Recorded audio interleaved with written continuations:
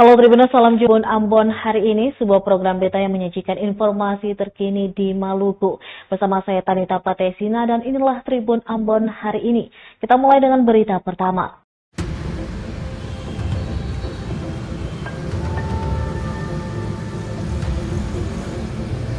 Pemilik akun Facebook Netanyahu Benyamin dilaporkan ke Ditreskrimsus Polda Maluku atas kasus dugaan pencemaran nama baik. Laporan itu dilayangkan jurnalis Tribun News Ambon, Jenderal Luis didampingi pengacaranya, Brian Karyu dan diterima dalam surat tanda terima pengaduan nomor STTP-186 angka Romawi 12-2024 Ditreskrimsus tertanggal Rabu 18 Desember 2024. Pemilik akun Facebook Netanyahu Benyamin dilaporkan lantaran telah mempublikasikan konten yang dianggap mencemarkan nama baik media Tribun Ambon beserta jurnalisnya.